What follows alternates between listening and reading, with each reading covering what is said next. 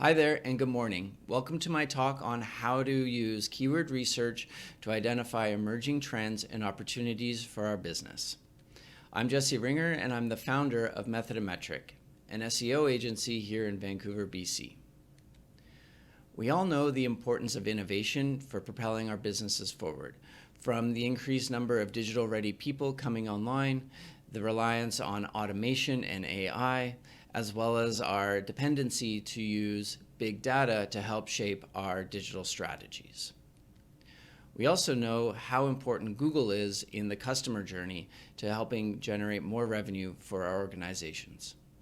We also know that 15% of Google searches are happening for the very first time, as well as 65% of all searches result in 0 clicks, which means that users are often looking to refine their searches to improve the discoverability of information.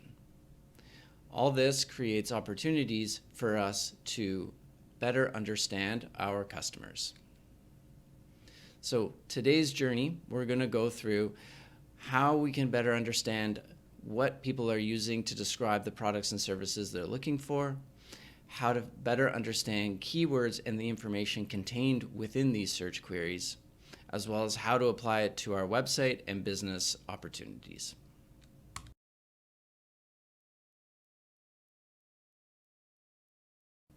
The first thing we need to understand is what language is being used to describe our product or service.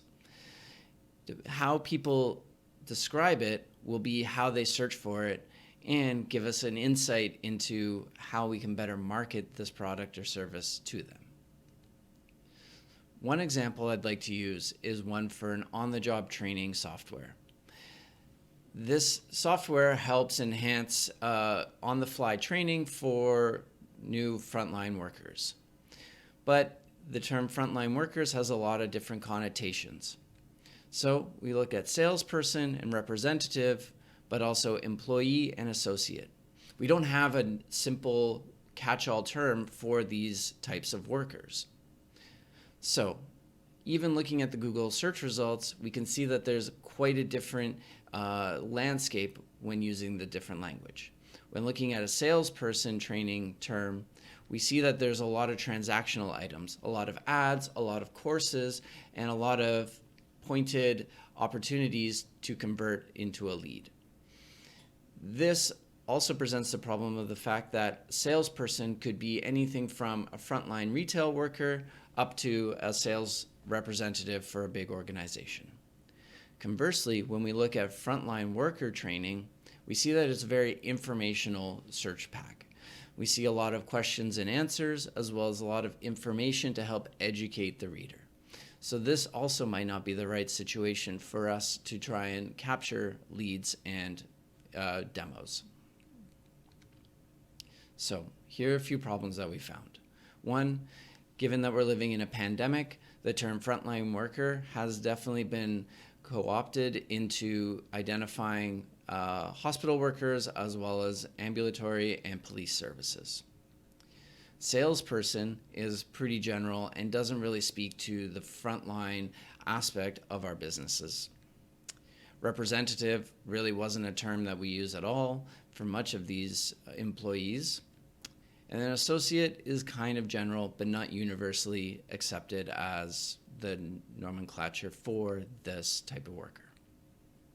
So from here, we decided to focus on the key benefits of our software, from improved relationships from the frontline worker to the customer, as well as giving them opportunities to learn new skills and information about the products they're selling on the fly, and giving management an opportunity to quickly deploy updates to a wide variety of stores, and giving them real-time analytics to manage and monitor performance.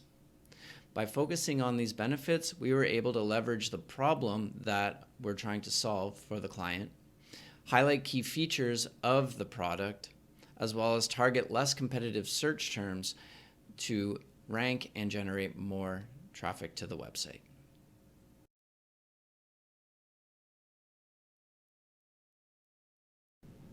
Before moving on, I want to discuss a technical piece that will help propel and shape your strategy into the future. Latent semantic indexing is a process that derives language from the page to better understand what this page topic is about. These relevant language pieces will help Google understand what the topic is of your page and will help it better understand the context to help your page rank into the future. If we're talking about coffee, we would look at what other elements of coffee around the topic we could identify, such as drinks or glass, beans, other language like that. Conversely, related keywords are synonyms to help us break up the monotony of using the same word over and over. So to describe coffee, we could use espresso or cappuccino, and these variations will help us make the content more digestible and reach further within the search results. Both keywords and both phrases are vital to your keyword strategy and can be leveraged to start to draw connections between your new topic and the language that your searchers are using.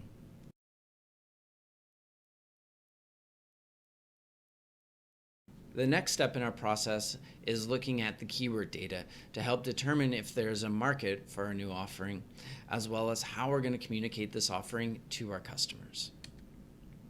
First thing we want to look at is the global competition. Language that we use in North America might not match what we use to describe something in the UK or Australia. We also want to know how many people are actually searching for these phrases, but also how competitive they are. If we're looking at something that's too competitive, we might not have an opportunity to rank and generate traffic for it. So, the next step we want to do is look at the trends. Are these trends trending upwards when we're looking at our keywords? Are more people using this phrase to describe a certain product or service? How much search volume is there? Are people actively using this on an ongoing basis? And just because there's a low search volume doesn't mean that it's not worth engaging with. It could just mean that there's a sign of things to come. Lastly, look for relevant keywords to help shape and expand your keyword set. Once we have a good keyword set in place, we want to look at the competitive and social aspects of it. So who's talking about this search term or topic on social media? But then also who is consistently ranking in Google search results will help you better identify what content and how you can write about this topic. Mirroring some of their successes currently will help you create new successes into the future. To recap that, start with Google, look for trends and autocomplete answers, then expand it to third-party data such as Stat Analytics, Ahrefs, or Answer the Public, as well as listening to your audience. The language that they use to talk about it on social media will give you a sense of how they're going to describe your product or search for it in the future. And lastly, investigate your competition. There's going to be opportunities that you can take from what they're doing and apply it to your own business.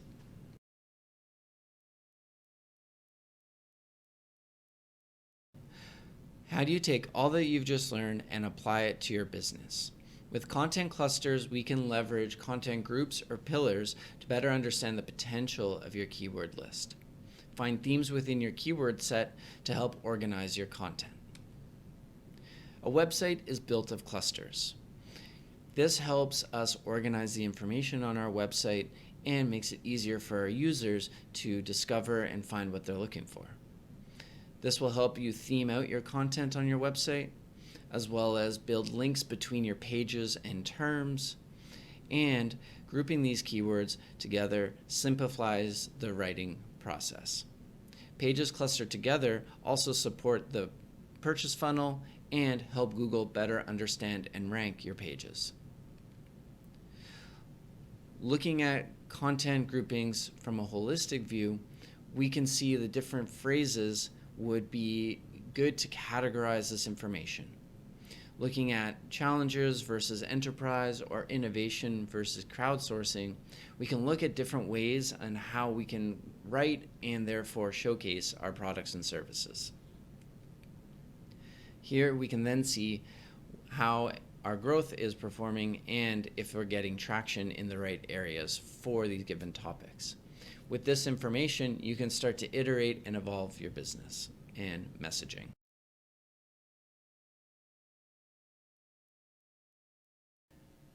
Using content clusters, it's important to make the connection between your product or service and what people are actually searching for. Building this relationship helps Google understand the connection between your brand and the search queries that you're targeting. The first thing we want to start with is a pillar page. This will be the hub of your cluster and will speak to all of the pieces of your new product or service. Next, we'll start with building subpages that highlight key features of your product.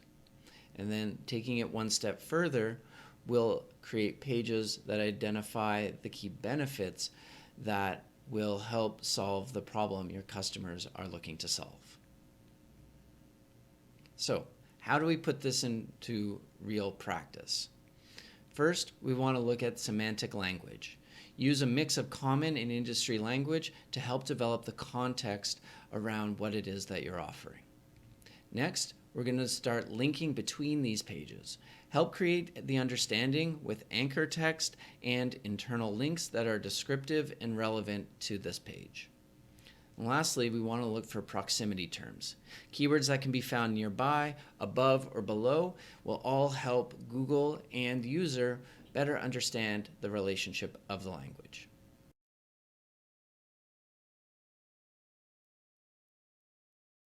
Once we've applied this thinking and strategy to our website, it's important to continue to optimize and iterate on our growth and successes.